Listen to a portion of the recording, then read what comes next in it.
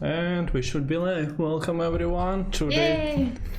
the Team Kreve Trial tournament, and welcome ceely. Thank you so much for having me. We're in for a fun set of series. We'll be casting the semifinals today here with Kung Fu. It's my first time casting with you, so I'm super excited. I think we're gonna have a lot of fun watching these games together, and especially with the new patch, that's always a real blast when it's you know, new cards, new metas involved. And I think there's a lot of exciting stuff in the Kreve League going on right now. Yeah, I watched quarterfinals. They were pretty exciting. Some games were blowout wins, others went to the last game, so pretty exciting. I think we'll have all 6 factions represented as well in between 4 players. It's pretty good to see. So let's move to the bracket. And yeah, we see that saltycaptain from Team Kreve is playing versus AlmaDeDragon first semi-final, and then we're casting Jace versus Idris as our second pair of the day. Players have been competing throughout the 2022. So the prize pool, consisting of 400 Australian dollars, is up for grabs. For the finalists, so everyone definitely wants to get to the final because it's split between the first and second. The money is split between first and second place. And yeah, this is our first game of the day. We have saltycaptain versus AlmaDeDragon. Representing Team Kreve and Team Manticora, respectively. So that's a little bit of fun team rivalry going on. And I believe, yeah, saltycaptain is defending kind of the home tier, Kreve, which is something that is fun to see, but a variety of people and players and teams involved, which I think is always really fun to see. So it's gonna be a, you know, tight battle. And here he is. Look at this beautiful graphic. Favorite card. I need to ask Salty why his favorite card is Terror Crew Plunderer. I think that's a really interesting one. Do you happen to know?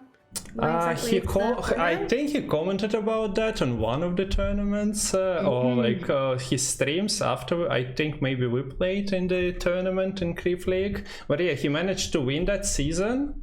And yeah, I don't remember if he played the Plunderer in any of those decks, but that's definitely an interesting inclusion as your favorite card. And yeah, I think we have all 3.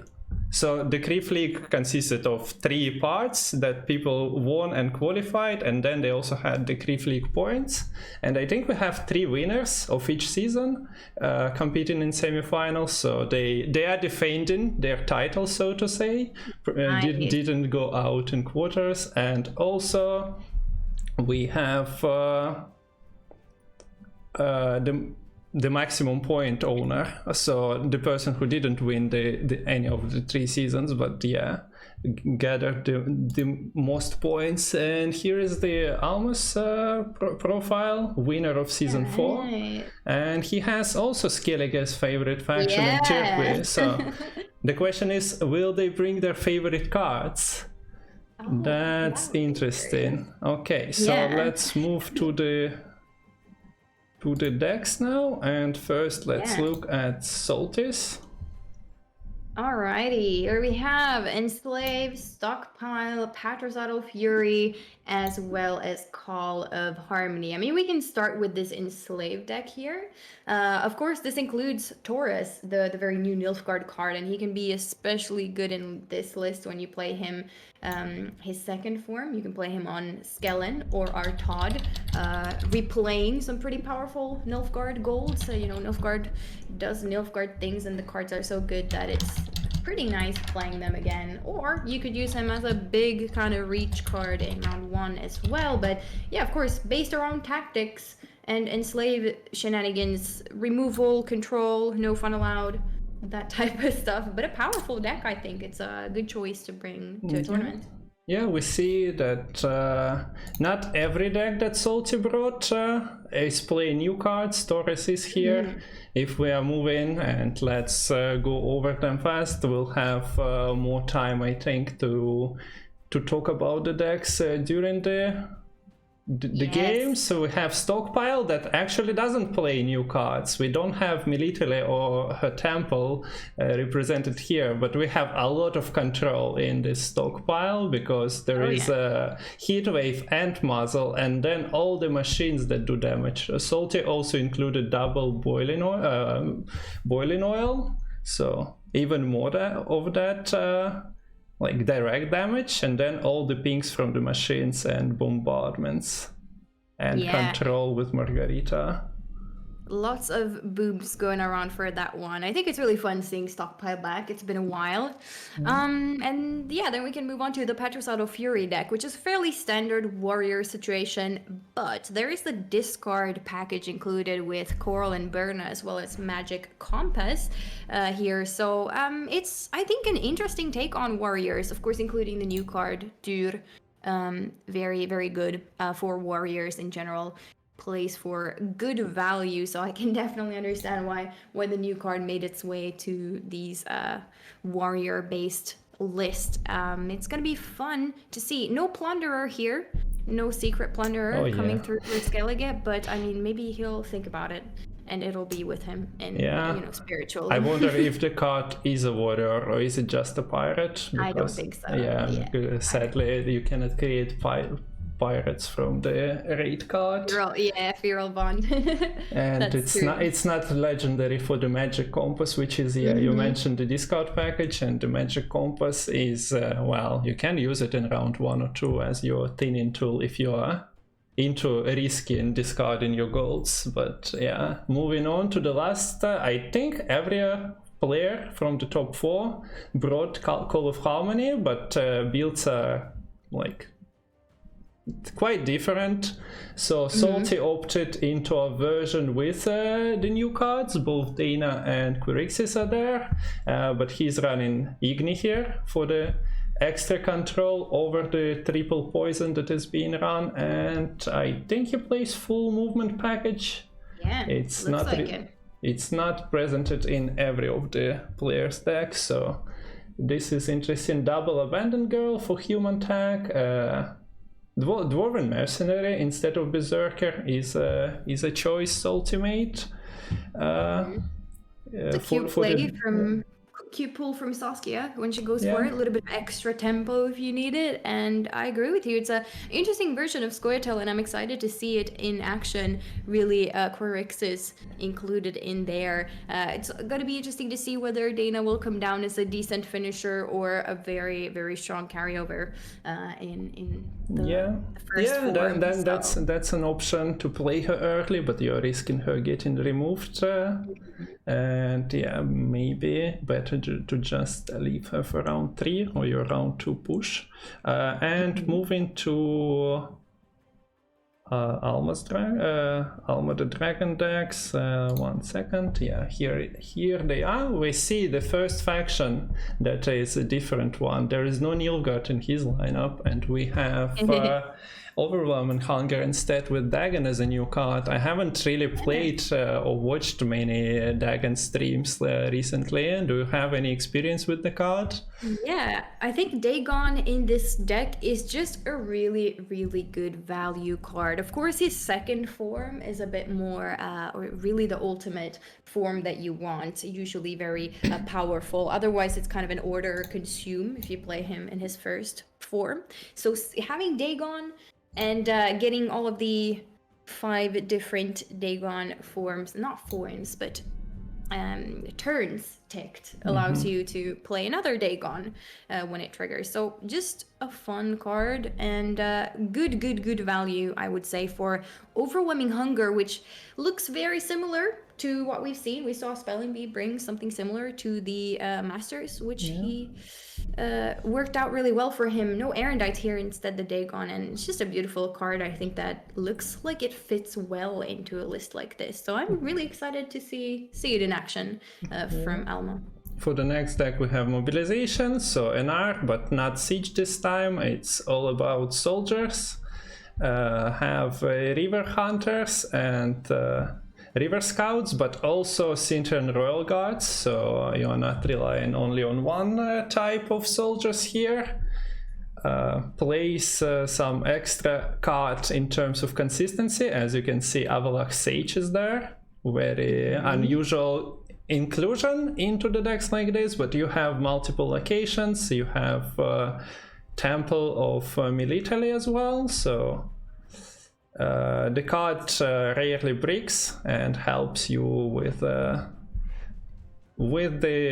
strategy for the round that you've chosen. Besides that, has Oniromancy, of course. And yeah, Idaran is there for creating extra copies. So many things for opponents to consider between like what they want to control and what they want to remove. So that's for NR. And next there is a Skellige Warriors again. That's right. I would say, yeah, I mean, there's the Drake Bondu, which I think is really fun to include, but otherwise it relies a lot on raid carryover, as we've seen a lot from Warriors. Also the tier inclusion here, which is very fun. But yeah, I think we can move on to Call of Harmony here as well. Looks fairly similar. A little bit of movement there as well from Alma, but instead of Igni, we have a Heat Wave and no Corexes here either. We have Dana, Saskia, Waters, and Mysteries. So a bit of variance here in the Call of Harmony list. But do we have bans, Kung Fu? Yes, both players ban Squirtle, so while it's interesting to see Querixis in action, we won't see this in this pairing. Players decided that it's too much to allow this through with all the carryover and point slam possibilities. And I also got the invite, so hopefully you got yours too. So sure did. We are loading into the action very, very soon, and yeah, I wonder what we're gonna see. What do you have any predictions? And also coins. Who is going first? Yeah, let me check on that. I'm sure we'll find out very soon. But if we're gonna speculate about, I think Salty is going first, so he has to choose between Nilfgaard, NR, and Skellige. He plays discard package if you want to use that extra discard ability with Mask of Ouroboros and making your compass consistently. You can go for Skellige immediately. Yeah, that could be kind of cute. Usually the warrior deck struggles a little bit with tempo in the early round and doesn't like going on blue coin for that exact reason. But the discard package, if you draw it, it's obviously one of those Skellige things. Draw your discards. If you draw them right, you can have a beautiful tempo pass opportunity even, just like you mentioned. So that could be pretty interesting to see from Salty going first. The question is, what will AlmaDeDragon respond with? I mean, he could go for something like monsters. It can be a very nice smorky list from red coin as well if you manage to find your Brewis, for example, for a lot of sweet points and tempo, which can be really scary to compete with, especially for something like Skellige from blue coin, I think. Yeah, so okay, let me check invites going out, and I think yeah, players are aware of that, so I hope we didn't I don't think we can hear any sounds of the action behind. All right. Yep. But yeah, so we could see potentially monsters coming down from Alma. What else would he be happy to go for with red coin? Maybe respond. No harmony allowed. So I guess it's monsters. Seems to me like a pretty smorky, cool red coin deck that you could go for, unless you want to go for Patricidal Fury Mirror. And I believe we should be in the games. How's it looking on your side? Okay, we're getting into it. Yeah. 1 second. Sorry, the bit of technical difficulty. I was searching for the OBS, but for some reason I don't see it to share to you. Are you okay with this? Right? I could also see the game here on this screen. Okay, so we should be set. Salty going right for the classical blue coin deck, which is an R. Of course, having winning round 1 is really important for Siege. Siege likes to be in control of the rounds, like you mentioned, a lot of booms, a lot of removal, and having control of where we are is very, very useful. So getting this head start with protecting an engine, while Skelly, on the other hand, which Alma is just responding with here, takes a little bit time to actually build up tempo and getting those raid cards up. But nicely, Alma has drawn a Highland Warlord, so ideally he sets up a lot of carryover here for those Warlords, gets them into the graveyard to be replayed, and these raid cards will grow. But will it be fast enough to deal with NR Starts with the Dragon True, which is also a card that seen a change recently. Drake, of course, now discards a card. Bronze Warrior, in this case Invader, goes into the graveyard, and each turn he can buff the veteran ability of the card by 1, so that that veteran is going to be planning to grow big. There is a problem for Alma though. There is a squirrel hiding in Salty's hand, so you might deny that. And for the deck that runs double War of Clans, if I'm not mistaken, okay, so that's not an issue anymore since Drake gets locked. I like this Margarita here. There is really not much to lock in Alma's deck overall, so Salty definitely seeing the value in grabbing that removal right away. Not an engine-based deck, this Skellige for sure. So getting rid of that Draymondu is very lovely. Alright, here comes the Envoy deciding what to put on top here. For Salty, there was an Amphibious Assault, which is a key card for Salty to find at this point. And here we go, the Blood Eagle coming in. Fetching another Highland Warrior here just for the carryover again and growing these raid cards. Now is the question, will we see potentially a Squirrel coming down from Salty? Do you think he has the tempo to kind of go for that if he wishes? I don't think he's all that concerned after locking the Drake. Like he can do that and remove raid. Yeah, okay. I was thinking about the veterans, but yeah, removing the Echo card is pretty big, and he is using the ability. Sorry, was thinking from the previous place standpoint, but yeah, we see that the raid is no more. There is no Blood Eagle anymore. So yeah, Echo. Lots of different options. Like going for a veteran as well would make sense.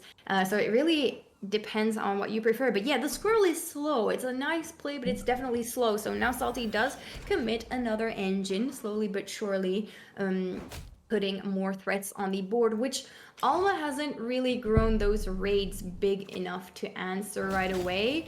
And yeah, War of Clans is also active with the veteran in the graveyard, which wouldn't be active if the Squirrel would have come down on that veteran as well. So I think like big decision for Salty to make there, whether it's a raid card or the veteran that goes, but closer in point gaps now because of that Squirrel, and I think Alma could potentially push a little bit further into this round, trying to get something out of something important out of Salty here. Yeah, the problem with the engines that do ping damage is that, well, if they're getting removed, you're not getting full value from the cards. So while Salty might be happy that the rates are not grown out of proportion, still many of them combined with some small pings from warriors can remove a lot of power from your side of the board. So yeah, we see here one of the big 4 provision cards in the game coming down from a raid. Yeah, what Alma was looking for there was definitely to find another Warlord, which he didn't use Patrozado Fury to get. That wasn't worth it there, but rather decided to high roll and see only 3 options with the Bloodthirst condition not met, and didn't see a Warlord, but not a bad find, to be fair. This Broker Warrior means that he's now ahead in points, actually.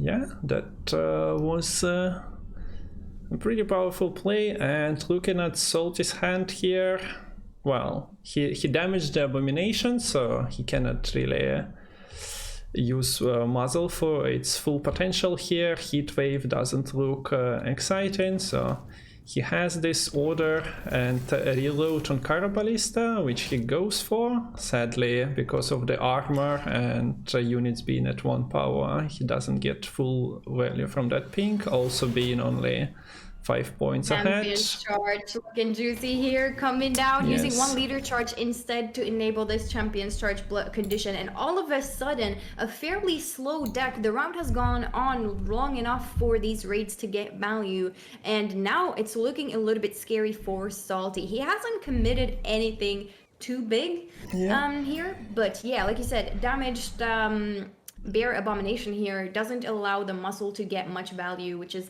not what you're looking for exactly. No crew for the Pride either, and the Heat Wave, just like you said, isn't looking amazing here. So Salty kind of has to make a choice here of playing something kind of suboptimal or giving up the round and fighting after Alma takes it, because I mean Alma can flexed a little bit with this 1 leader charge and decided to use it to enable this condition. The rest, of course, goes into Arniol, Patricide of Fury, and and we get a pass here. Salty preserving his very important machine, but that you usually want to pull from your handselt anyway. Gets his echo back, Natalis is here, but yeah, the control options are not that, like those boiling coils. I think he still has 1. Yeah, here it comes even into his hand and goes away. We see a rough hand here for Salty, looking for siege, because Alma might be wanting to push a little bit, trying to get that siege out. It can be very, very scary to deal with siege, and especially siege having first say in round 3. So I would imagine Alma is going in for the bleed here. It's exactly what it's looking like, enabling this War of Clans, what he's hovering over here. Not a lot of proactive plays for Skellige. The Fukusia is maybe a little bit too early, but let's see what goes comes for down. Sova. It's the Sova. Alrighty, definitely putting a bit of pressure on the board, wanting to get Salty's siege out, but we can see no siege in hand. Nice for Salty though to be able to defend this bleed with his first amphibious assault. Doesn't feel bad when you don't have to commit this. Yeah, doesn't have Pallor in hand, otherwise the infusion could have been purified, since Sova wasn't used immediately to kill the beast, instead just summoning and damaging it by 1. Raid cards, of course, next turn would allow Alma to kill it. And not much Salty can do about it. I don't remember exactly how the Heatwave interaction works in terms of infusions, but you're definitely gonna have comparable... he actually goes for that, and yeah, no boost coming through. That's what I expected. The Heatwave would have played for similar points on like Arniolf. Arniolf being 13 power. So that's right. It's not a bad way to use this Heat Wave. Of course, the Bran is ultimately going to be one of those cards that you might want a Heat Wave. I'm wondering what Alma takes away from this, because usually you're fine with committing siege early enough if you think that you're going to be pressed hard in a round, and no siege coming down yet, so Alma has to decide what more can I do here with this very reactive hand. Yes. Because any engine that Salty is going to put down now can be dealt with, and as you can see, not really a proactive place to make here for Alma. Says that the point gap is still fairly big to catch up, so maybe it's fine that Salty can take this round with.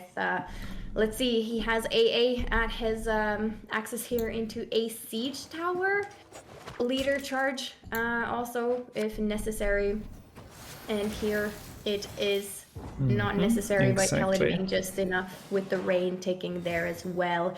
So if Salty finds siege here, even if he is a card down, I think he should be fairly happy with that first say. Alma, on the other hand, is saying that the raids can deal with enough of Siege's engines. So let's see how this long round turns out. Let's see the mulligans. Yeah, if there is a siege incoming, we get rid of it. And no siege. And no Hensel. No siege, no Hensel. Your 2 power cards that you are running the deck for, chilling in the deck. So yeah, Let's see. While AlmaDeDragon, of course, found Tyr, the Fukusia was there from the beginning. He has his raid cards ready to remove anything that's being put out, but starts with Tyr. Or is it? No. Wait, yeah, it was Tyr. So he means Harald is in the deck at the moment. Yep. And Here in action, interesting to see a very, very chunky invader here. This is looking scary for Salty, I would say. Now that you know that those raids, there aren't really boosts anymore available. Raids are in tune to get dealt with. Fukusia coming down, looking for another Warlord. Highland Warlord. It is a High Lord now. He's 12 power coming with this tier. True. So Yep. all is intended. Do we see leader charges thrown out here to make? There is a consideration to do that, to turn the tier off because there is still a 4 provision warrior that will be coming, but since all the big cards are taken out of the graveyard, maybe Salty just decides to keep the tier alive and develop his like machines first. Yeah, and it's a nice muscle target as well. Eventually, if he hits it down to 6 power, it could be something worth yoinking there. Because in terms of muzzle targets, there really isn't that much, not unless he manages to put something in range. And right now, the tier is the closest. But yeah, here comes the Ballista, setting up this tier for muzzle range. I think that's what we're going to see from Salty next turn. So if Alma wants to capitalize on the tier value fully, he'll play his War of Clans, but then his Brockvar Warrior doesn't really find full value, does it? Missing on 1 damage and stealing value from Rain as well, but yeah, 2 extra points provided by tier here. Yep. Seeing that the muscle range is getting a little bit threatening here for tier, just decides to utilize it to the max. And there is the muzzle. I wonder if Salty uses a leader charge there on the range draw. Yep, coming down to hope that the rain doesn't ping that Carabalista, which works. Yeah. So never mind, it gets armor. There goes the armor, yeah. I thought maybe he decides to burn another one, but yeah, armor is decent enough. Although, yeah, here we see that this machine is no more. Gets removed by another warrior. Which is the story. Is nice, though. Which is the story when you're playing those small engines versus the Skellige with a bunch of removal. So yeah, with Hansel and Siege, it would have been... Things would have looked a lot different. I think anyone who's played Siege knows this. If you find your Henselt, if you find your Siege, that's where the points really lie with the deck. And first say, like, Alma giving Salty first say for round 3 is interesting. Because if there was a first say Siege and then a Henselt coming in soon after, that's very, very threatening, even for Skellige. As it hasn't developed the damage fully. The Fukusia had to come down for the Highland Warlord as well. But yeah, very different game I think we would be looking at here. Skellige, on the other hand, beautifully demonstrating the power of these warriors, I think, in this game, though. Yeah, so we see that AA is pulling the machine out of the deck instead of that being Hanselt, which is losing a lot of points here for Salty. You're not getting your Hanselt points from pushing cooldowns down, reactivating siege engines, and the point gap is some 17 points plus rain. And this gutting slash coming down and wiping off that poor pride there. I don't know how proud Foltest was of that one, but honestly, I blame Henselt. Henselt was hiding. He was a bit of a coward in this game, and very, very strong round for Skellige. NR, on the other hand, showing that it really is quite dependent on finding those expensive golds. Yeah, so consistency was ruined for Alma a bit from Salty's standpoint. Deleting that Blood Eagle led to Hansel being missed. Not Hansel, Harald being missed, but yeah. Yeah. In return, the Siege deck didn't really have enough consistency here. Well, Siege Master was pulled. One Siege Master was still in the deck, yeah. hiding Yeah. as well. So yeah, definitely. I mean, we're playing a card game after all. Things like this happen. Maybe for the next blue coin for Salty, we'll see another Siege come down. But of course, we are queuing into the next game, and the coins here will be swapped, meaning that Alma now is going to go on blue coin, and Salty is going to be responding with a red coin deck. Now, do you have any thoughts on what Alma could be queuing here? Perhaps a mobilization or the overwhelming hunger from blue coin? Yeah, you can run monsters. I don't believe what TA he was running, but most likely it's the one that earn for tinning the 4P Deathwish card, bronze Deathwish cards. So can see that, unless he expects Salty. Like, yeah, we see the monsters, but yeah, occasionally with the queues, you know what your opponent is likely to bring, and you try to overpick them. But here we see that it's gonna be Siege again for Salty. Yeah, interesting. So. Siege from red coin, which can also be quite threatening. A lot comes down to the draws of Hansel is there this time around. Finally. No Siege, but Hansel is the man leading the Siege, so hopefully he brings it to Salty's hand. From Alma's standpoint, we see that Haunt is there. He has Royal Decree for whatever he's missing. Ritual is usually a pretty nice card to pull early on, depending on if you can get all of those death wishes that you need out. One Succubus in hand. You want to have a good ratio of consumes and death wish cards. Abaya, also a pretty cute card to have in hand for whenever AQ comes down, maybe even on a Brewis sometimes. But yeah, I think this decree is very, very valuable for Alma here. The question is, how early on would you commit this Brewis? Are you going to test the waters first, potentially? You cannot really float it against Heatwave and Muzzle as well, so your Abaya is looking a bit sketchy, so maybe you can take it like later on one of the bronzes. Yeah, or here we see Order Consume as well on the board, immediately set up for that reason, being able to utilize the Brewis, which I think is what we're going to be seeing from this decree now, just to thin the deck as well as nice amount of consistency. And yeah, now you could choose to consume the ritual. Perhaps there are enough bronze death wishes in Alma's graveyard that they would come out. But yeah, let's see. Is he gonna leave the consume, or is the Brewis gonna be consumed for just even more thinning? There is so consumes it. There is also probably a point where you consider maybe I'd offer my opponent a muzzle now, and like allow me floating something else later. But truth be told, this Arachas Queen is growing out of proportions for being muzzled, most likely, unless there is like a siege engine setup on board that allows to ping it down. So maybe it was,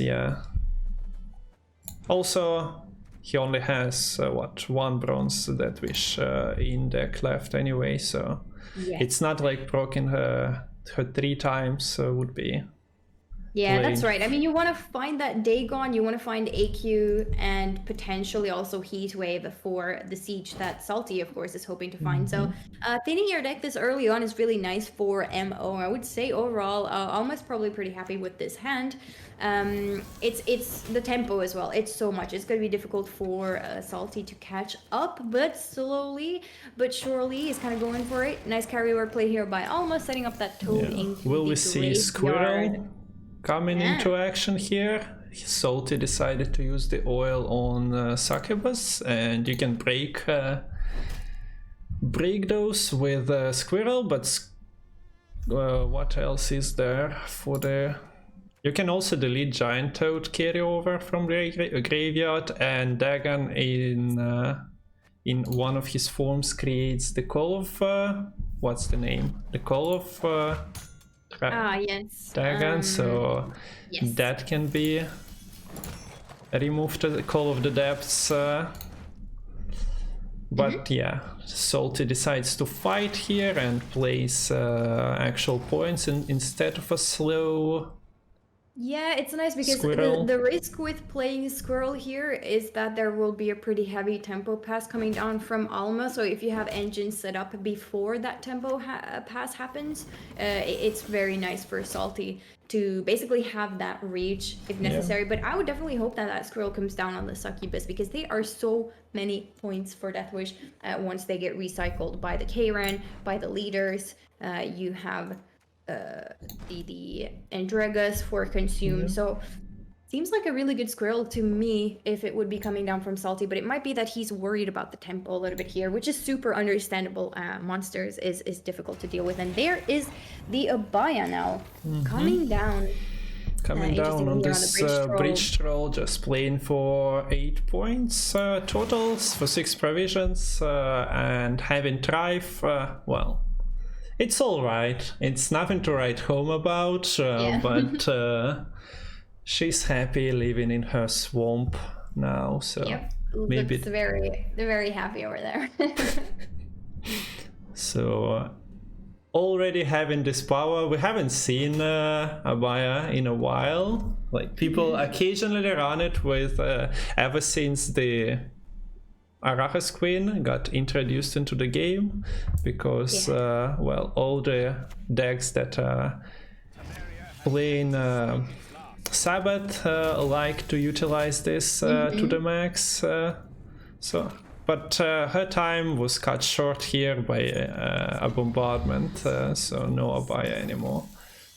Yeah, not the worst thing to be removed, though, as she's kind of useless after her pull up. But yeah, the hand is looking kind of awkward for Alma in a way, where you do have Haunt, which you don't want to commit. You have Detlef, which is also not something you want to commit here without these consumes. You have Karen, but that's kind of aiming for the Succubi. So Alma went for the Succubus from hand here, and there is the Squirrel. And look at this reach that Salty has. It is doable. You have the muscle in hand very nicely. That Toad is looking like a very nice muscle target, denying the carryover, pinging it down to 6 and then stealing it. It looks beautiful for Salty to pull. So Alma really has to decide what he's going to do here, and commits a very, very powerful play here with the Karen, putting a 20-point gap here for Salty to catch up with. But that muscle yoink is still looking very delicious, I think. Yeah, there is still a problem of Succubi, because Doldulok can create another copy. So we'll see if Salty decides to maybe hold on to that. Salty was playing very aggressive yesterday. I watched some of the games, and he was not hesitating to occasionally use leader round 1 or make a powerful play. So yeah, while he still needs 20 points here, I wouldn't be surprised if he goes for it with muzzle, and then machine plus leader charges is should be getting him there. Let's see. Plays slowly though, no rush with muzzling immediately. I like this. As long as you have reach. And now it's looking really awkward for Alma, really. Like, there was nothing you could play here. All right. And then we do see probably a leader charge coming down here as well. One leader charge is enough, Yep. It's fine. I mean, having control as Siege over Deathwish and deleting that one Succubus must feel pretty good. Because as you said, what Alma has to do is locate the Doldulok to actually be able to make another Succubus, and that is not guaranteed. Even though the Brewis has thinned beautifully, it's still a bit of an RNG game. But that AQ is a very nice pull for Salty here, for Alma, while Salty is probably looking for the Heat Wave, because Heat Wave is very useful either on something like Haunt or AQ. you have to make a big decision. But beautiful pushing hand potentially here from Yeah, Salty as well. all the cards he has now are pretty decent as well. So do you mulligan your lock? Probably not if you want to. The lock gets good value in this matchup. And look at that Dagon pull. Salty, just like you said, playing aggressively here, it makes sense. Siege generally really enjoys first say and being able to set up as many engines as possible. Here comes the Haunt. Alma is not hesitating to play it, which I think is a smart move. You don't want to hold on to that Haunt for too long. And if you see a Siege, you know that Salty is going to go in. So I really like this defensive Haunt coming down here from Alma. Welcome to my Merchants of Fear, basically. Scenario ends it with scenario. Here he is. Salty probably develops this thread of it here. Doesn't really have too many things to ping with cancelled, so gonna be waiting for that. Sir Radovid is also a soldier, so might be thinking about his cancelled pocket for later, or he can go for AA, setting up first machine. So let's see. There is of course okay, goes for hands. Wait, it is a cancel because AA would have shown more options. Interesting. I mean, knowing that there really isn't a way for Alma to deal with this pride, just lets it sit but doesn't enable that pocket yet. So yeah, I could definitely have seen the red of it coming down, but there is still time. I do understand the idea of wanting to develop another threat on the board, another siege engine that can come in and make things really difficult for Alma. But yeah, I mean, no heat wave is maybe something that Salty also sensed there by Alma, that his siege didn't get removed immediately. Yeah, so he feels confident to it's a bit weird here because, well, he used the order on the machine and the cooldown on Volta's Pride is at 4. Yeah. So that makes things a bit clunkier overall. Yeah. Also that Banshee wasn't removed. It might have had to do with Salty also roping the turnout. Maybe that was his line that he was considering. Yes, that's very fair.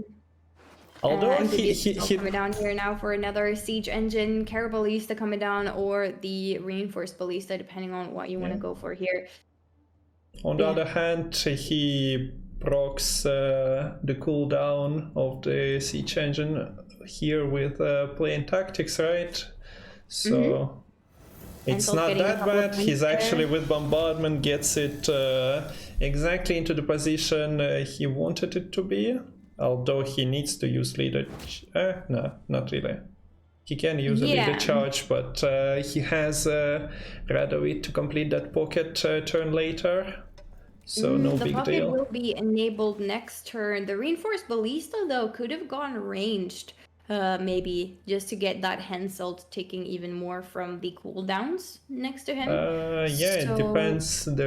He will be using leader charges there, so maybe he wants his battering ram jump in extra time. Does it work out for an extra time? Not really. See. Not really, because you're not burning the cooldowns on the front row, using your damage on the back.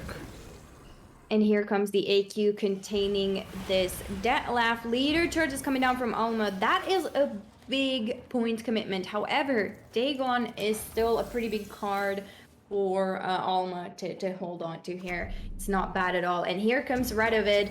Now, Alma also played pretty nicely around setting up value for Volta's Pride, but it's kind of impossible after some amount of time. And so now the Pride is getting pretty nice value. The pocket has finally been re-enabled by Salty. So, perhaps the melee ballista isn't all that bad because the row will soon be full with those tokens. Here comes a little bit of pings.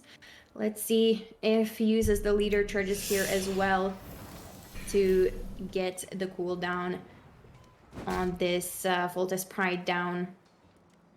Okay, so he will be ahead by some 10 points if he goes all in or uses the charges later. Alma has this slow play with Pellar, so wants to play actual points here, and we see the Toad fulfilling that action on Detlef, 5 Empire here, and Deathwish doing the best it can. Putting points on the board is its favorite pastime, basically, so... Yeah, that is very true. It is looking a little bit scary, though, here. Almost still having the first form of Dagon that didn't come out yet, but Margarita is something that Salty did hold on to for the whole time. And the all-in is looking kind of tempting. There is a Dagon that you could trade out here. There is a Pellar, which is doing absolutely nothing right now for Alma. The Pellar is kind of hurting, so it's going to be interesting to see what Salty's read on this situation is, and whether it is going for all of the leader charges, going all in, just the beautiful value that you get. So I can definitely see why. Okay, so uses leader on front row one time to, yeah, indeed move the battering ram one extra time to the ranged row, and locks a Deathwish unit as well, although there goes the snipe, so it removes those 2 extra rats from Alma's side of the board that were potentially spawning from the what's the name? Night Wraith. All right. Night Wraith, yes. I mean, this goes to show that Siege is pretty happy when it draws its Henselt and draws its Siege. And also just really enjoys having round control, really enjoys having last say. Bit of a rough spot, I think, for MO there to not win round 1 after committing a Brewis. Here comes the Dagon, of course. Still fighting. And it's 4 shippers, yeah. Finding 4 targets for infusion, but there is no real way to summon them out, and we see the 10-point gap in the end, and monsters are not getting that win. So Siege now going through from the second try from Salty, and we have a 1-1 situation now, so that started off really nicely, I think, for the series. It's always exciting to have a 1-1 because it could go either way now. But yeah, Siege got its Siege round that it really hoped to, while Monsters, on the other hand, was not super happy about how things went there with that push. But I think just a really beautiful game for Siege, where it worked the way it's supposed to work. Okay, so we have yes, game number 3 upcoming. We have Nilfgaard and Skellige for Salty, and Monsters and NR for AlmaDeDragon. Let's see, Salty is on blue coin now. And well, I still expect Skellige with that discard package, but maybe he surprises us with Nilfgaard. Yeah, you never know. That could be interesting. Yeah, we're gonna see it at some point, hopefully. Because I think it's always kind of fun seeing Nilfgaard do Nilfgaard things in tournaments. And Alma, on the other hand, could have the monsters as a flex, but also has the NR Reavers to get through at some point. Okay, let's see. Also, while we're on a break, since can you see? Oh, it's a Moomin mug. It's a Moomin, yeah. I found this on the shelf. Yes, it is really nice. I bet your drink tastes extra good now that you're drinking it from a Moomin mug. Wait, is it? Yeah, there is a Moomin mother, or I don't know. Yes, it's Moomin Mama. Mama, she's so yeah. She's the best. Yeah, I can recommend Moomin mugs to anyone. It's the perfect size for your coffee, and they're really nice as well. So, can bring the decks in for a second. Sure. We've just seen monsters. As a reminder, the second deck that Alma has to go through with is the Avalak Sage-led mobilization with the reverse Idaran and all that shebang. And for Salty, Wait. It's either Skellige or Yeah, Nilfgaard. I just There we clicked go. on the wrong thing. So yeah, there is a Skellige that we haven't seen in action yet, with the compass and discard package, and the enslave list that plays Hefty Helga. I don't think either of players plays this offering, and that deals with Hefty Helga pretty nicely in the current meta. Yeah, Offering is a pretty interesting card to see. Yeah, I'm actually excited to see that potentially. Yeah, but two lists that are left here for Salty are both devotions, so yeah, offering cannot make its way there. And for Alma, well, looking at this mobilization, it's interesting. Like, it has double Lyrian Sightman as well, because all your rivers are lined up on the front row. You have Garrison, you have well, Masha Truffle as well to buff the damaged units, so base power units. So an interesting inclusion. It's all, in my experience, it quite often is not worth it, but for 4 provision filler, it sounds like a perfect card for the deck that tries to put out multiple boosted units, and especially with rivers onto the front row. Definitely, it's not a bad card to pull, except for if your front row is completely filled with reavers, but then you're probably winning the game anyway, so you probably don't mind that. We're getting into the game, so here we are. And this is Skellige versus Deathwish monsters. So yeah, Salty takes this discard package SK Warriors on blue coin for that extra 10 in with mask. Trying to activate his compass. We see that he found some parts of the discard with Coral and one of the skirmishers. It's gonna be interesting to see if monsters can kind of catch up here as well, because if you find the right draws, it can be a lot of tempo from red coin coming down potentially, and the hand is looking pretty good for Alma. Not gonna lie, he has access to ritual with the Royal Decree, has enough consumes going on there as well. Haunt being found and AQ being found, a huge deal. So I think this hand has a lot of potential to really fight here. Salty, on the other hand, does find another discard target there for Mask of Urobra, so the tempo from Skellige's side is also happening. I'm just wondering, is it enough to catch up with what monster potentially could be doing? Yeah, interesting. Round. He also is having some proactive issues, right? He can start with Coral, but if you want full value, you must float it. And I wouldn't believe that Alma heat waves, but it's consideration to deny Skellige extra 10 in. It might just ruin Compass by the round 3, making it play one of the cards in the deck. And let's see. But yeah, Salty decides that of all the cards he has, it's the only playable, which it is, because the alternative is basically burning a leader charge for Primal Savagery, for example, and against monsters, if you want your solver value, you probably need to use full leader and solver on one turn to get the buff.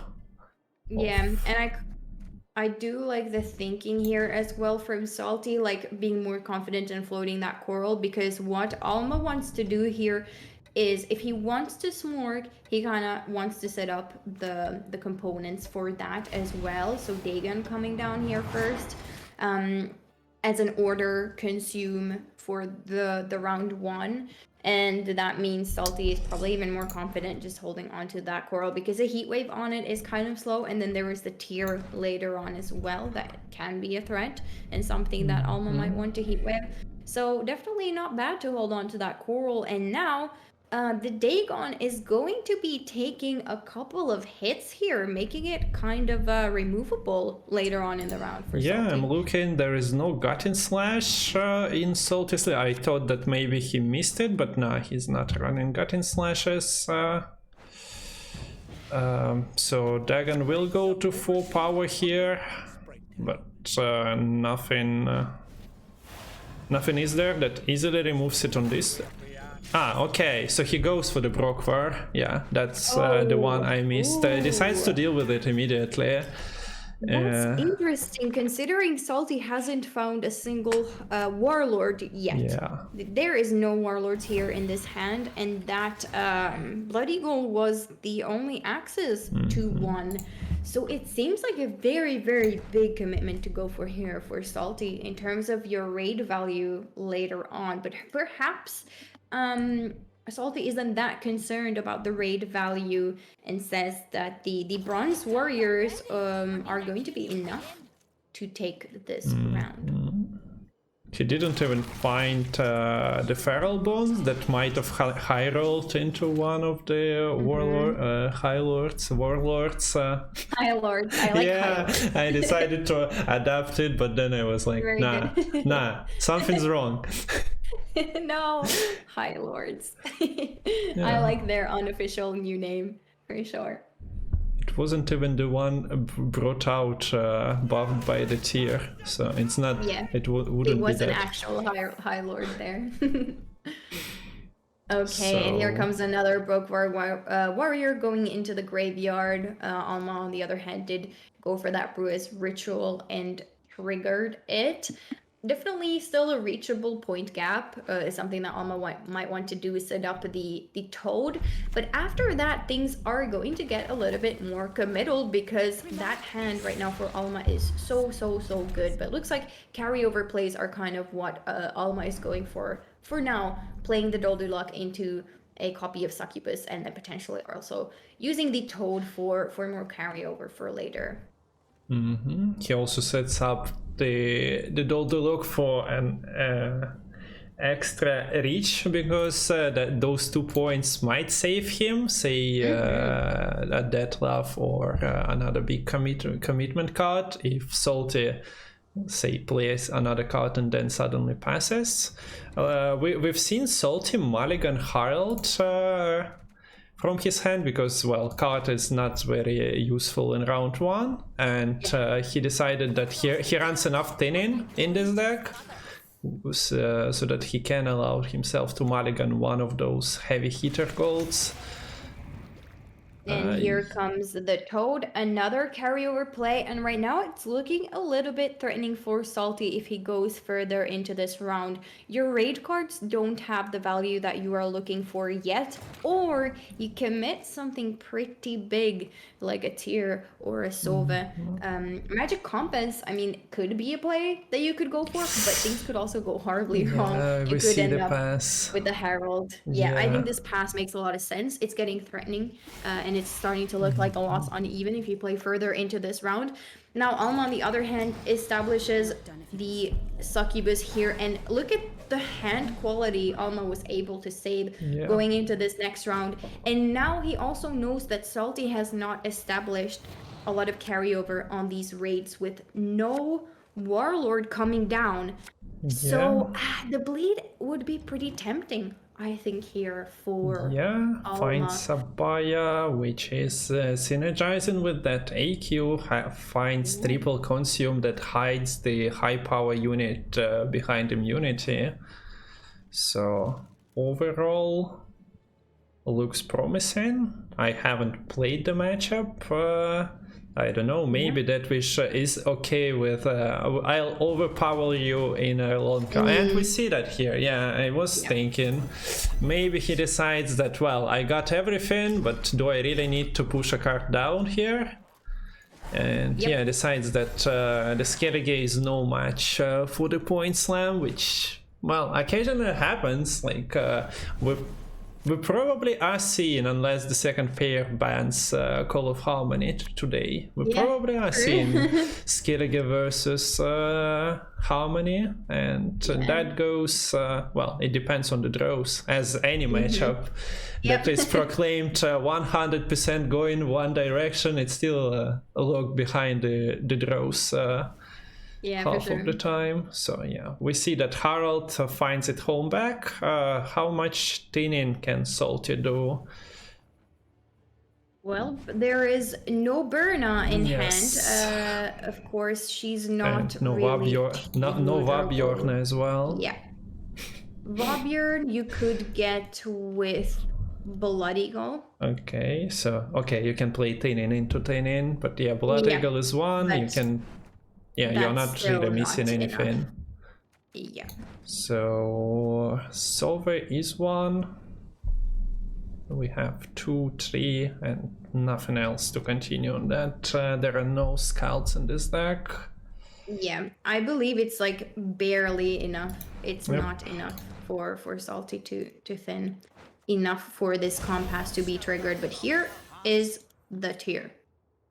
Let's see here. And the heat wave, of course, was saved for this tier indeed. Not surprised by that, not taking the coral. A pretty tempting coral though, in round 1, but Alma Yeah, does. but we see that Tainin didn't work out for Salty unless we're missing something crucial here. So yeah, it's a better heat wave overall, seeing it into round 3. Yeah.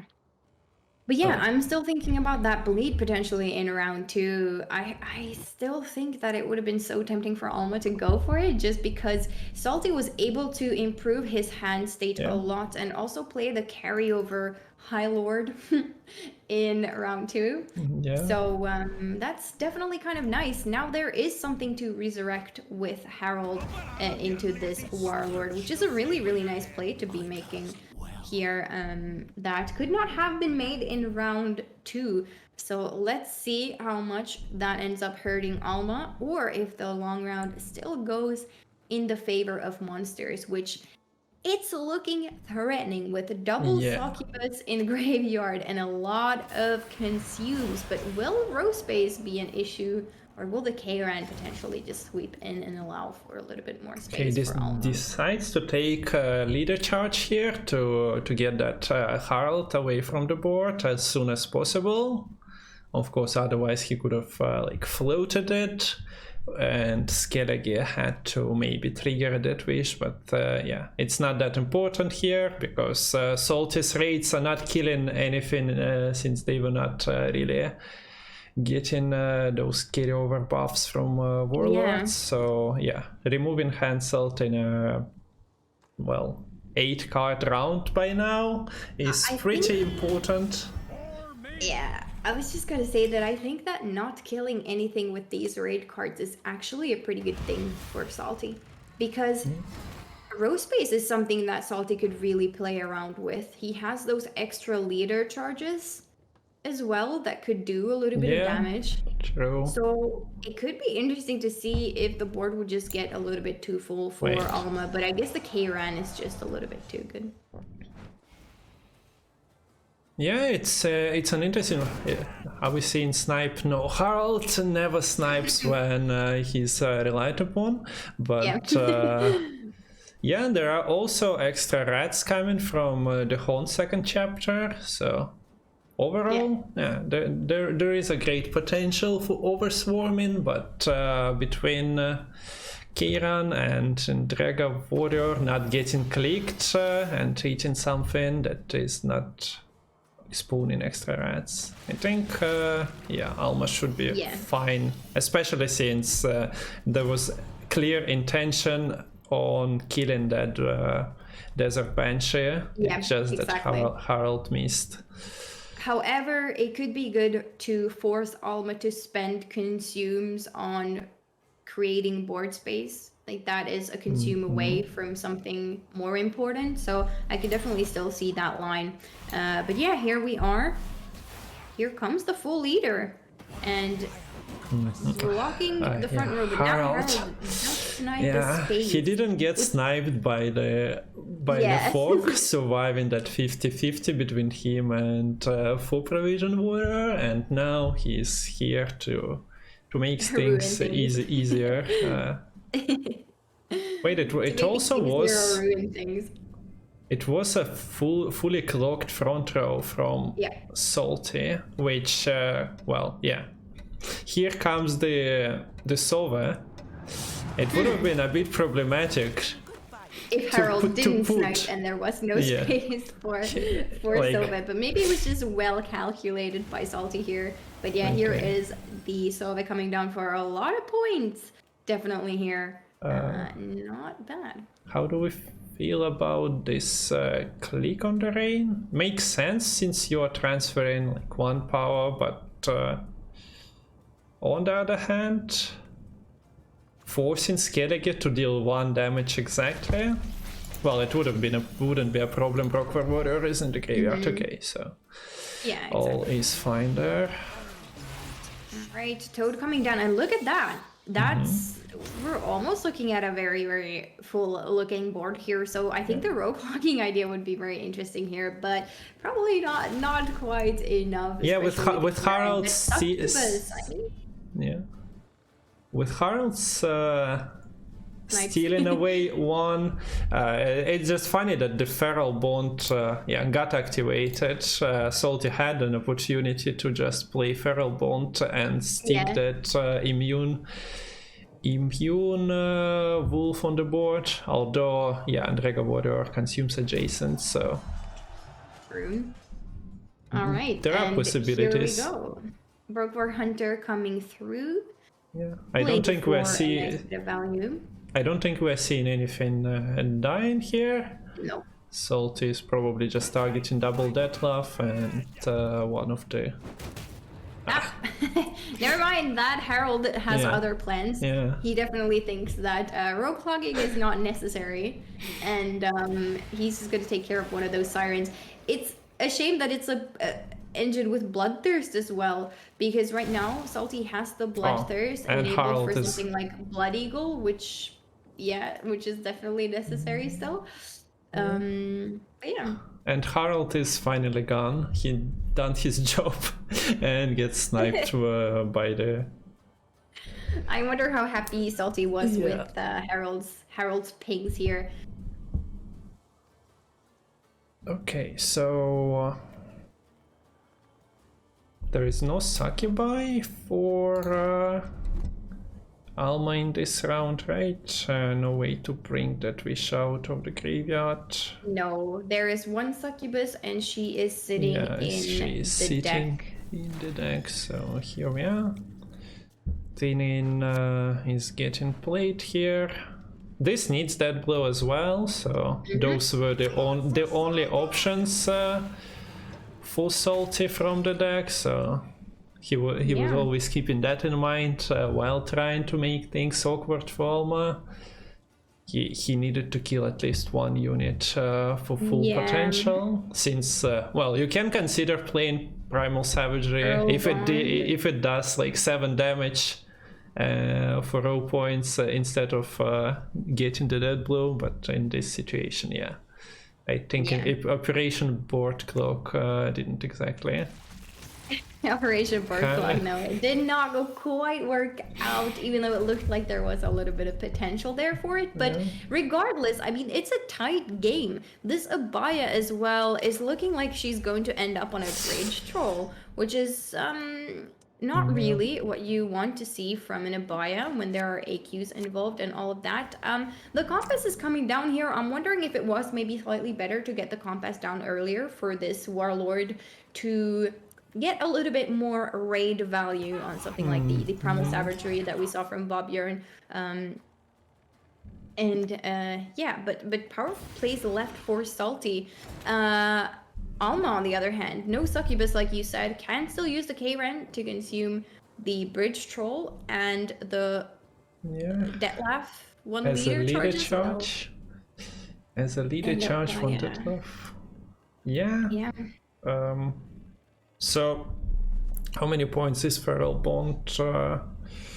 There is not enough Bloodthirst for picking that Archer that deals damage by the Bloodthirst value.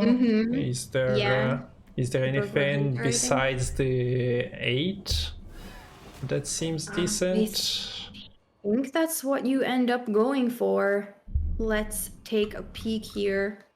Brockford Archer is occasional candidate. I don't think we had anything going for the Axeman here in this board state. There is no real target. Yep. Here comes the Broke War Hunter Warrior on the other hand for full value. Abaya going on to wait, we kinda got the Dagon on board as well. Dagon kinda happened as well, yes. So I wasn't counting the worship times. 4 times triggered there. It was in the graveyard, but I didn't check how many of the infused gods were played. So we have it here with Alma taking the... Yep. There we are. And yeah, those Dagon points didn't really matter, right? No, I believe not. Looks so it was alright without it, but considering that that's what caster's supposed to do, forget about things and then look surprised when extra points come out of nowhere. For the extra tension. Yeah. But no, I agree. I think it's fun to be surprised like that. Yeah. But yeah, enough Dagon worshipping there for monsters to take a win and get the Dagon on the board. The previous Dagon that came down was not super ideal, so this Dagon seemed like a much better idea. And we did get to see it, so that's always fun. That means 2-1 right now for Alma, right? Yeah, and he needs to get his Northern Realms mobilization list through. Salty still has 2 decks, Nilfgaard and Skellige that we've just seen in action. So the choice of matchups is on Salty's side now. He can queue whatever deck he wants here on this coin. Alma doesn't has the freedom of choice now. It's only Northern Realms. Again and again. For Alma. Yes. Blue coin for Alma here. And what do you think is Salty's best chance of defending the NR going through? Would it be Nilfgaard? Does Nilfgaard have enough control there to take rid or to get rid of some of those Reavers? Or will it be Skellige with a bit of a tempo pass? Honestly, it takes some time for Skellige to develop enough raid power to actually deal with. If I remember correctly, Salty was playing Amnesty. Yep. So yeah, he might take on Reavers first with that, but well, he needs to beat it 2 times. Exactly. So and I'm not even sure which deck is best suited to do that from there. I mean, Skellige is going to be really, really difficult to take care to win against Reavers. So you have to decide what is the better coin for Skellige. What coin gives Skellige the edge of actually beating Reavers? Is it blue coin or will it be red coin? So that's kind of the decision I think Salty is making right now. That he is deciding. And I seem to be frozen on stream, by the way. Yeah, something happened. Thanks for letting me know. All good. Should be unfrozen. Yep. Since no players brought frost, it would have been strange. Although, and you are also not in the snowy region at the moment. We've been having a lot of snow in Estonia, like in the last month. A lot of snow in Finland as well. I get to enjoy that very, very soon, which is always fun. Okay, so we have game number 4, and we see that Salty decided to go for that Nilfgaard. He also plays, if I'm not mistaken, although it might be another list I'm thinking of, but yeah, we see at least 1 Obsidian Mirror. Yeah, he plays only 1. But a lot of those small units for cheap tactics that deal quite nicely with Reavers, or like steal some of the Reavers from Alma's side. Okay, here we go. Temple of Melitele coming down instantly. Going for some creates here. I don't know if there's a way for us. I mean, we'll see it soon. I think we'll see, Gets the duel. So that's... although he has the heat wave... Yep, the choices were Shawnee, Seltkirk, and War Elephant. there from Alma. So decided to take the duel, decided to take the points with War Elephant. You have a lot of soldiers and Shani potentially bring in like River Scout or River Hunter on board, or maybe even the Cynthian Royal Guard, right? There are, those are in the deck as well. Exactly. I do like this queue from Salty. I am not so sure about the hand with the... I mean, Obsidian Mirror, I think, is actually really cute in this specific matchup. However, the double battle prep, I'm not so sure I would be really happy about seeing those two in my hand just yet. But I think, I mean, oof, look at the Selkirk. Yeah, the problem is this Selkirk is potentially going home from Ardell, right? There is no Zealand to be done, so it either needs to be buffed further, or Vilgefortz, of course, as well. So it's a battle to remember. Let's see when and how Alma decides to play this Selkirk. It's still a pretty decent value from Temple of Mid-Italy, one of the newest cards.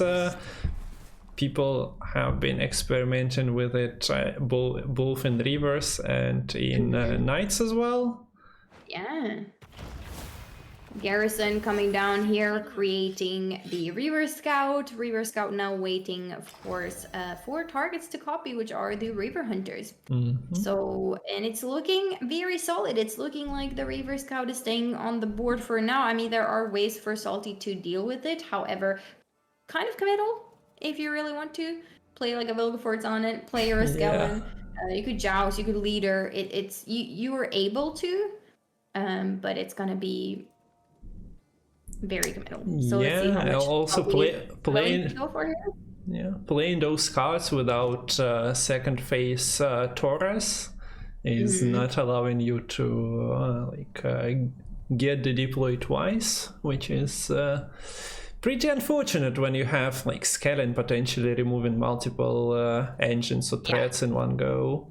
Same goes about Vilgefortz, although in this matchup Vilgefortz is on Royal Cynthian Guards maybe. And we see that that Scout goes back into hand. Sadly, nothing really changes for Salty, so the Scout just got an extra day off work and now is back. I think having access to this Taurus is really nice, just in terms of you having reach for round 1 as well. It can come in handy even in round 1 if you do want to. Yeah, the reach is what is maximum? You can pick 3-4 provision cards. So yeah, it's a 22-point slam card that gets you basically out of any trouble if you've been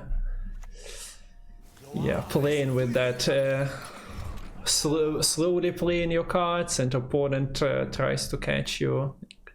Yep. I doubt there is a gap or situation when 22-point Taurus is not enough, although it comes with a side dish of 4 provision cards in your deck, which is not ideal. That you have to dodge later, but it can be kind of a security blanket and it can allow you to push further on. And Heatwave coming down on a Fire Scorpion, that means it's going to be really tough for Alma to actually deal with Hefty Helga. Hefty Helga is a really, really scary card, and if Salty can keep up here and somehow win against Reavers, that's going to be tough to deal with Helga, who is actually has enough power to stop the Reaver Hunters in their tracks, especially it really becomes problematic for Reavers to deal with threats, because sure, they can break the shield.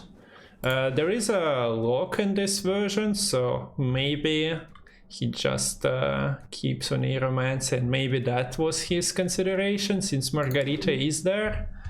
Maybe he just holds on to an Aeromancy, or is there even an AA? No. Yeah, there is no AA, there is no AA.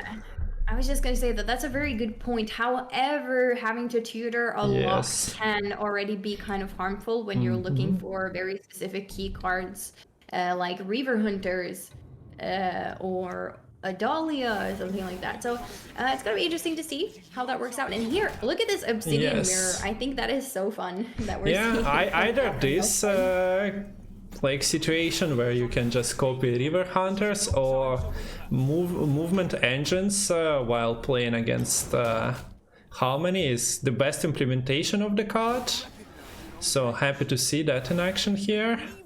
Yep, I like the use of Garrison here from Alma, making sure that those jousts cannot come down anymore from Salty and take care of those river hunters. Yes. So the extra armor is super useful here for yeah, Alma. the jousts are basically playing for their intended value of 4 points, boosting your own units. Goes to protect a river hunter. I guess it makes sense since there are that many rivers already, river hunters. It doesn't really matter if you try to protect your Ardal from 1 point. It's better to just wait while the pinks reach the 5 value and you get 2 extra points from protecting that. From the armor protection of the... Here. A lot of armor on Alma's side of the board. Now Salty's River Hunters are not going to do as much damage either because that armor is definitely tanking a lot of these pings coming down from Salty. I'm wondering if a leader charge is something that Salty is willing to commit this run, but taking it slow for now, holding on to just getting these jousts out. Alma, on the other hand, is passing and saying that I'm getting so many passive points and you're not really. So let me see a card, and it's going to be a good one. It's going to be a good one coming down here like from Salty. Salty's Rivers, have one 4-point unit without armor, but beyond that, it's going to be painful. Okay, we see Peller in action, and... This is not enough, though. This is... enough, right? Oh, never mind. It is. There will still be an armor ping by 1 point. There were 3-point units, so I guess you have to take this pass, but there is a river hunter with 3 power and 3 armor could have ruined the plans. Exactly. So, that was clutch for Salty. It looked a bit scary there for a second, but all is well. And I think, honestly, if Nilfgaard can get away with spending that Vilgefortz, it's not the end of the world. However, this Seltkirk is looking like he's going through now, potentially. Depends on if there's like Helge plus Stefan Skell in action, but if it gets locked, then that Seltkirk is looking scary. Yes. No Ardal anymore, no Vilgefortz anymore to remove it. We've seen a lot of Reaper Hunters on the board. Now let's see if we'll see Infestation of Royal Sintra Royal Guards. With Hefty Helk. Sorry? With Hefty Helk, the chances of them sticking, diminishing. It has to go for the lock here. Like, we're going to see the lock come down, and that means we're definitely going to go for the Central Royal Guard spam, just as you said, because that Helga is now locked, and that is not great for Salty, for sure. And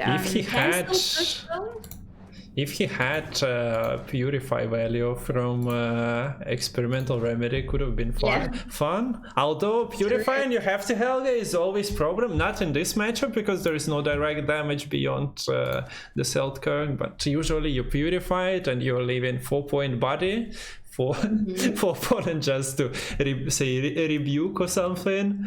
So exactly. It's not really that exciting to Purify your Hefty Helga if you don't have... a tactic spawn from something, or your leader or defender. Does Salty have anything on this Artod? I don't think he played any spine yet, and he can always get a leader. Oh, going for Taurus now. Going for Taurus. Okay, so he goes for that. Playing the Helge. This is nice. This is cool because really there is nothing that Alma can do about this Helge anymore. Yeah, this is a nice play that has Really been nice done occasionally. It well, doubles your Stefan value anyway, so you can bounce Stefan. Okay, you don't get double assimilate procs from Stefan Skellen, but you get those that damage that you would have gotten from Stefan just from another source. And, yeah, this puts a lot of pressure on the board. Like, this is cool. This is cool play. I'm just wondering, I guess with Helge, the ideal play is you set up a coup because Salty definitely needs a coup here, and that our Todd is not looking so hot right now. So there's not that far that Salty can actually play into this round. So maybe Alma can kind of stall a little bit. I mean, Salty has leader, and that activates your Todd. He can even do that now with leader in on Margarita and play in Artot and lock in this Idaran. Exactly. So I think that would be the cutest play to see here. I'm kind of hoping that Salty would go for it now. You could also just steal Adarn if you want. Yeah, but he doesn't really have any. He has one spawn from Ku, so yeah, he profits a bit from it, but not much. All right, Salty is thinking of how he's gonna do this. I mean, surely it's the yoink on the Margarita into the lock from Artod. That would just be very, very fun to see. Because he knows that there is no more purifying. Yeah. Although, we see that he can also do that, just board wipe. Although that takes away from... yeah, he just decides to float all 5 charges. Just saying that, you can't remove it. So just holding on to this one. But yeah, I mean, potentially setting up for like a leader. The Seltkirk is huge, which could be a really nice leader target as well for Salty eventually. But I think Alma has to postpone his Synchron Royal Guards, because otherwise it gets pinged down and stolen with leader, and then if Ku is activated, so he plays the slowest possible card here, making it awkward. Salty has 10 damage on the board, but the Ku on the Margarita potentially comes down now. She does have an order lock, so you can just hold on to it. I really like this play. Just floating the Margarita now. I don't think Alma can do anything at this point anymore. Like, there's Seltkirk. Plays this Seltkirk, but then it's just gonna get yoinked. Like, this Enslave is looking so threatening right now. Yeah, but at least he plays River Scouts and Synchron Royal Guard as his finisher, because playing bronzes just gets them removed and leaves him out of points. Although, he can also float the Seltkirk through. That's that has a 9 point target. It's just, I don't know how much you can do here. Like, yes, you get the leader rally here, which is nice. But this also means that you have to, like, now that Alma did this, he has to choose which order ability actually goes through, because you can't play both order abilities anymore. So it would be, I think, the Seltkirk as well, and just hope. But I mean, Salty's hand is so freaking good here right now. Yeah, there is. Look at this Synchron Knight value as well coming down here. Margarita, not even bothering to lock anything. Definitely difficult to catch up in points. That's 2 points. That's what I meant by playing the the Seltkirk first. But I kind of forgot about the Seltkirk first. Hurts as well. So there's very few options to have, and I think what Alma did there was he just kind of okay, so we have Salty through with his Nilfgaard, so that's Skellige versus an Ark that we have left. So the series you always love to see, especially the end stages of the tournaments, going into like 3-2 deciders. Although I hope we don't have draws extending the cast for an extra hour. So, guess what? Every time you say that, it means there's gonna be a draw. If you say it, it's gonna happen. Maybe not. But if there's a draw, I will definitely say that you jinxed it, and Okay, I told sure. you so. All right. Yeah. I mean, this is gonna be an uphill battle for Skellige, and the main reason it's such an uphill battle is because it takes long to develop enough removal to actually deal with Reaver Hunters. It's not impossible. You can definitely do it, and I do like Salty's queuing here because it feels like Skellige definitely has more of a chance from Blue Coin to fight for round 1 and to hopefully grow the raid value enough. You also have to be really conservative with spending your removals. You might just let Reavers kind of take round 1 and then answer the threats later. So it's a big decision the Skellige player has to make, whether to use removal early on or whether to hold it for later. And yeah, we're gonna see how it goes. Skellige is gonna have a tough time, but Reavers are also very draw dependent. They have to have their combo pieces at the right time, so anything can happen in this next game, I think. Yeah, so let's see. We know the match, we know the coins, but yeah, as you pointed out about the raids getting buffed, you also have in round 1 problem of your War of Clans being basically bricked unless you discard warriors that deal damage instead of discarding the skirmishers, so that doesn't really benefit you anyway. You have a downside of like skirmishers sticking around, and since Salty is playing Compass, he kind of wants to thin for that, so yeah, cannot just mulligan them away and forget about them. They're gonna come back. Yep. And ruin the Compass, but yeah, letting Reavers win round 1 and then trying to protect means that you kind of have your tier in first form, which is well, you can potentially damage something. So yeah, that's nice, definitely. but it doesn't give you that big invader potentially to just have the reach in the round, and considering River Hunters put in multiple targets or multiple engines on board, you might just struggle against them. Yeah, Skellige is good for removal, but if there is just too much to remove, not too early on, exactly. It takes time to develop, and also you are hoping to find those discard cards, which is looking fairly okay right now, I think, for Salty in terms of finding a discard, finding Coral. That is potential, but double War of Clans kind of has to go along with this Herald. I think those are the mulligans set in stone. You want a fully playable hand. Alma found Temple, so if you takes a route of creating carryover, the Temple is nice, but at the same time Temple is a kind of slow play on its own. But yeah, if you bring a Seltkirk out, so to say, yeah, absolutely, then it becomes pretty influential, although there is not much to remove from Skellige's side of the board in round 1. Okay, so Warlord number 1 is deployed. There is chance to find another one. Okay, we see Philippa versus wait.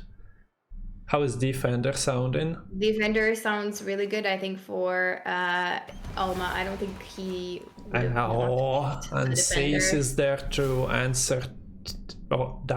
You don't need double and Sace. You just take Gerhard, right? Maybe just for value here. Yep, let's see. Okay, let's confirm. Yep, there is an Ensaeus, there is a Defender, and there is a Gerhard. So okay, so the create's completely right. The Defender is gonna be such a problem. Yes, he got that like toolbox in Temple of Military. Get an answer to tier if you miss your Heatwave, although he has Heatwave and Lock available. He got Gerhard for that point slam value, and okay, you're not floating Gerhard to 5, but I mean, depends on how many removals you feed at that point. With open deck lists, you can float it, but between like War of Clan combining with the Warrior from Graveyard, you most likely are not doing it. It also makes it a bit awkward here for Salty because, well, this Temple provides an R with this no unit play. So yeah, we see again Coral, and this time I think she might hit Heat Wave. He Because would lock. or lock or duel, but yeah.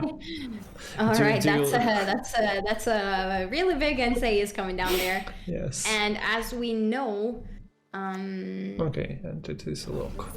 Yeah, it makes sense. Like the Heat Wave just gets slightly better value onto it, so makes sense that gets held on. But yeah, big NSA is, and that is hard to do with first Gilligan. That NSA is. You have to have champions charge, but Salty is not playing it in this particular list. Yes, it's a consideration, especially on ladder with knights being all around. If you want a fair chance fighting them, you probably need champions charge. But even here, yeah. Yeah, pretty good. That's one of the best temples that I've seen. Yeah. I haven't seen too many, but just for this matchup, having those different options, protecting your engines, getting you that removal on tier, it's quite beautiful. Now, though, he needs to like either start playing for round one, because first couple of plays were pretty slow. Must admit that. Salty. Yeah, absolutely. However, you can keep up. You can still keep up. I like that Salty did take the choice of going for a removal there just to remove, because now it's gonna be a little bit tough to catch up. Like you said, plays were slow. Adalia is still very nice, but with that Reaver Scout getting killed, yeah, I mean. Okay, goes for it. Takes another Reaver Scout, right? Yep. He also has the click on Garrison, so... Yeah, and I think the 14-point NC is also kind of security blanket for this round. It does open up a lot of reach, even if it's just 14 points. But that normally isn't doable for Reavers, but with that Melidula creation, it certainly is now. Yeah, so some people will like this inclusion of getting options at the start, but others gonna be pretty tilted with the create coming to an arc that is created to struggle against Nilfgaard's create and assimilate. Now they are fighting them with their own tools, creating an empire in the north as well. Not assimilate, but create empire. Okay. Exactly. Create empire. They had a new invention in the northern realms, and now they're on par with Nilfgaard. All right, here is the Reaver Hunter that we were expecting to see as well. The Scout coming in clutch, and the pings are going to start happening. There is not really anything Salty can do about that, but says, hey, it's fine. I saw a Reaver Hunter come down from hand. I am fine for now. But yeah, so let's see what Alma decides to commit. This is NC in one card. It's... pretty much undoable otherwise, I think, because even here you need a couple of pings to get you ahead. Sure, he gets another round of them, but he didn't have something crazy like 7 Reavers. Then any bronze usually is enough, especially with Garrison Order. Here he expands this tool that he created, but he still has Heatwave answer for tier, so he got an extra control option from create from the temple, which allows him to feel pretty decent against Skellige's tier threat. And we see the push. Not gonna lie, this hand isn't exactly ideal for NR. I do like that we went for the leader on the Reaver Scout here. That is quite cool, having those threats immediately on the board here. Garrison probably also looking to come down fairly early on the Reaver Scout when it hits the board, but not gonna lie, there's a lot of really useful stuff that is stuck in Alma's deck, like the Defender that we talked about, for example, would kind of seal the deal, I think, if that one is pulled. And Airmancy as well, not being able to pick it up, and the Dwims to potentially re-trigger Truffle or Garrison for extra protection on your engine. So let's see if Salty can actually keep up here, but it's gonna be a big engine threat coming down very soon here for Salty. Also, I like the fact that you can use these melee, the siren charges on the melee row with Arniolf, Patches Out of Fury. That is definitely quite cool. Yeah. Okay, so we see the first Reaver coming. I wonder if... okay, he doesn't float second scout here, decides to just develop engines immediately.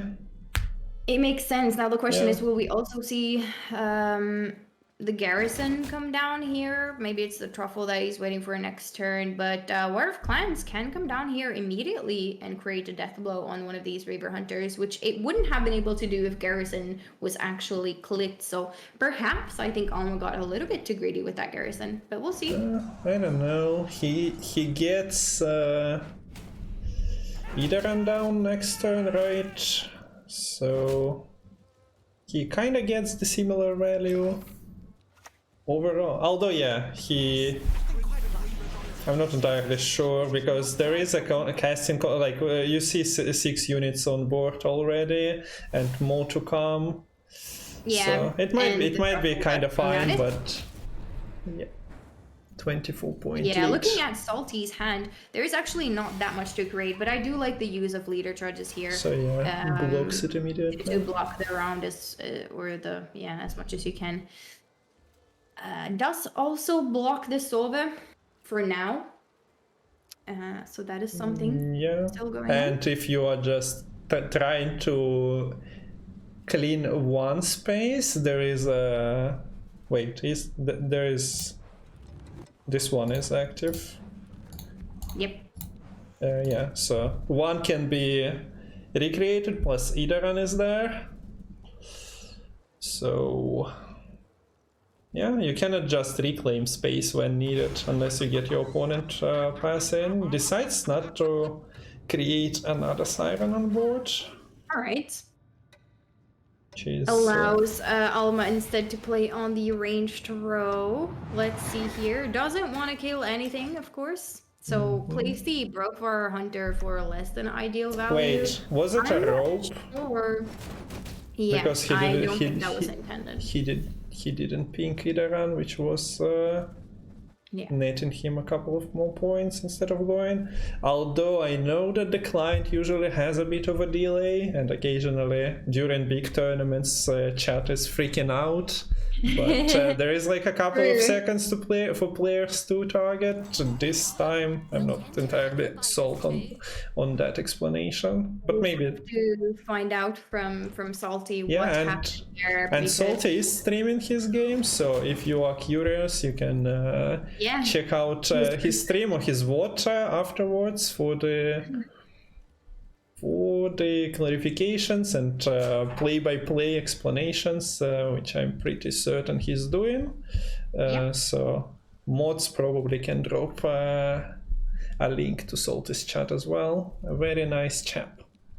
Absolutely. Go support him and go check him out. He's of course streaming on a delay, just as this stream is on a 50-minute delay.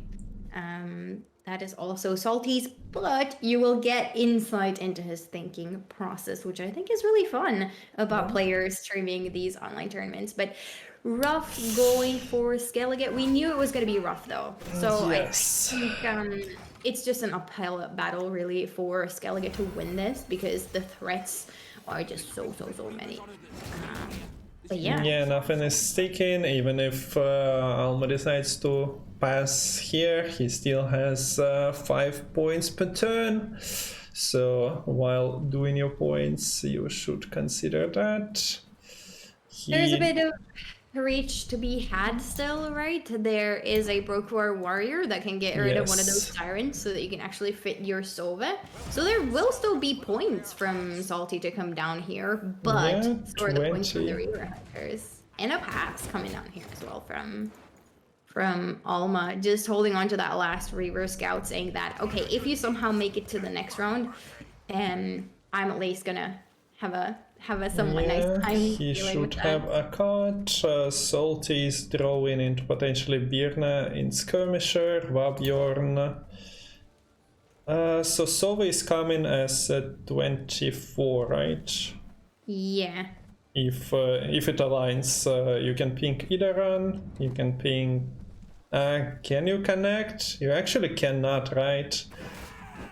Okay, so he goes for River Hunters first. He found the solution for that and clears.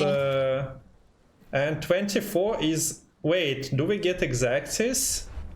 Let's see. Yeah, I think he is ahead by 1, so we actually are not ending the series.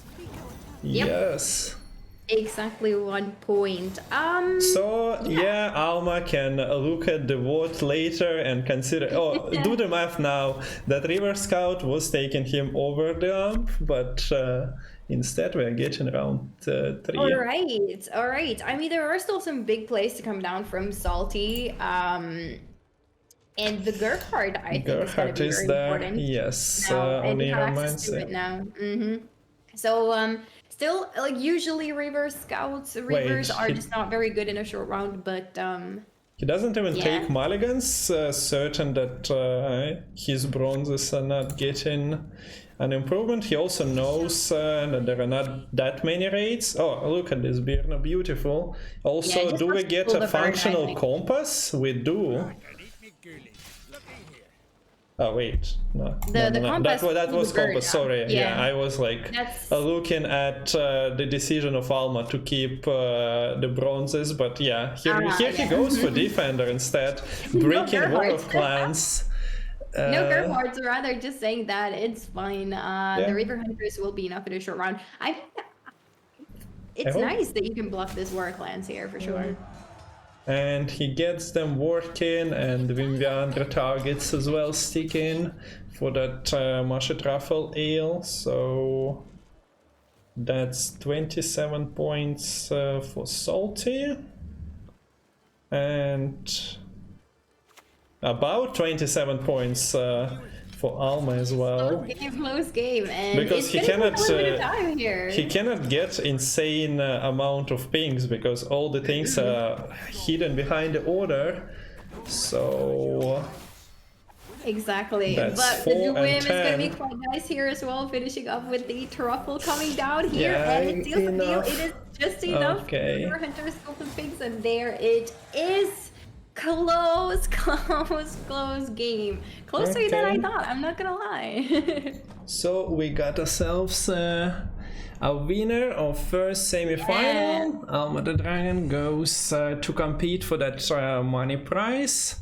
Salty is well, I'm not sure. I don't think there is a third place match, right? Or maybe there is, I'm unaware. It probably might happen tomorrow. I didn't read the rule book completely from cover to cover. So have Lemon clarifying in chat whether that is the case or not. But maybe I can find it on the... Okay, so there is a third place, so either both players are getting it, or maybe they're competing. Yeah, that doesn't make it any clearer. But a cool series. I liked it. We've seen monsters. Fight series. Yep. And now let me check the Discord. Okay, we need to start with the decks most likely so that nobody is waiting. Very good. I got pinged, but that's not the ping that I was hoping for. So let's start, and Lemon probably pings me. So let me message Lemon honestly. I think we'll take what, 7-10 minutes to going through deck list. Maybe I play a bit less. Starting decks for series. Alrighty. Okay, so let's look at the bracket for a second. So we got AlmaDeDragon progressing, and now we have Jace versus Idris.